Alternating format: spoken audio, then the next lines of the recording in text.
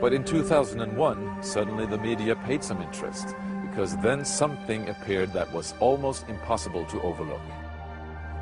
Right behind me is Britain's largest radio telescope, the Chilbolton Observatory. And here it was that the greatest sensation in the crop circle history was to appear in the fields right in front of the telescope. On the morning of 14th of August 2001, a formation was discovered which was different from any other previously seen. From the ground it looked like a tangled mess, wisps of crops spread around in no system. However, in the evening, with growing shadows, a picture appeared, unmistakably that of a face.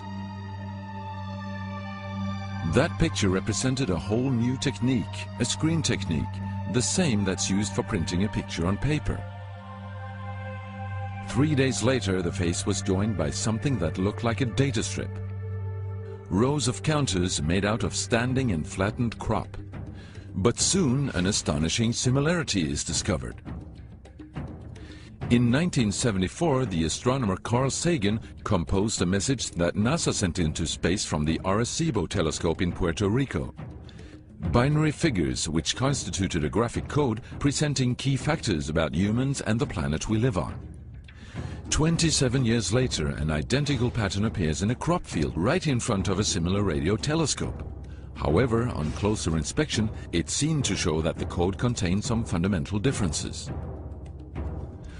Sagan's message explained our calculation system, the dominant chemical substances within the elements that create life on Earth, about our DNA code, humans' height and quantity, and that we live on the third planet in our solar system, and lastly, a sketch of our radio telescope.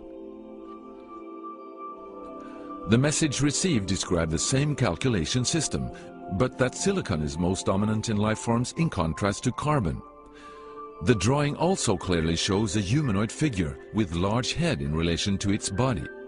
It's also explained that they have an extra string in their DNA, are approximately 4 feet tall, inhabit the third, fourth and fifth planets in their solar system, and have a population of around 21.3 billion. Underneath, the telescope has been replaced by something more complex.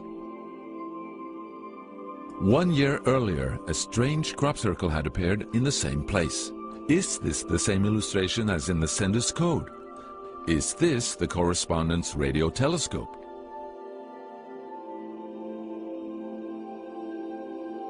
If this is not an extremely clever and well-calculated joke conducted by humans, is it a serious response from an alien civilization? The Chilbolton crop formations really gave new life to the speculations of who is behind this. Is it aliens? Where do they come from? And what is their purpose of this type of communication? The following year, very nearly on the same day, a new picture appears that gives new force to the alien theory, this time in Crabwood, near the town of Winchester in Hampshire. Once again we see a face, but this time there is an unmistakable resemblance to something extraterrestrial. The picture also contains a print, somewhat similar to that of a CD, with something that appears to be a coded message. This formation also has a new type of design, this time with horizontal line patterns of variable thickness, similar to that of a TV picture. The message on the disc is similar to a spiral band built up of many boxes. But data expert Paul Weige manages to decipher the message. And I had to enlarge the disc quite substantially on the computer and run some image analysis over it to make it clear so that I could see what was a standing tuft and what was flattened. And while I was doing this, I noticed that every so often there was almost a mistake in the diagram. It was like there was a tuft, where the little square tuft, it had done sort of half size. I thought that was a bit odd, and it seemed fairly regular.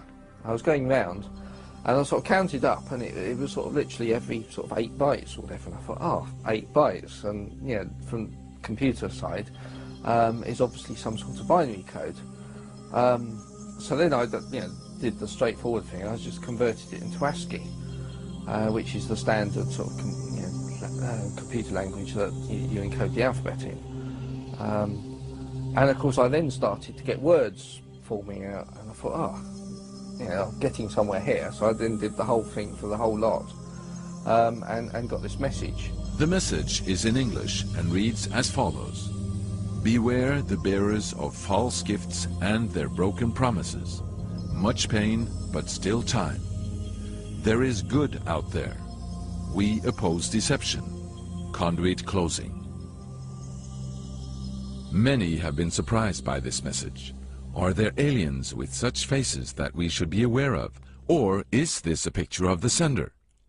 Does this indicate the start of actual close contact with neighbors in the universe? My own, and this is only a hypothesis, belief about this, is that there's an effort of the extraterrestrials are gradually trying to communicate with us. A very slow process, giving us a lot of time to digest the fact that we may not be alone here.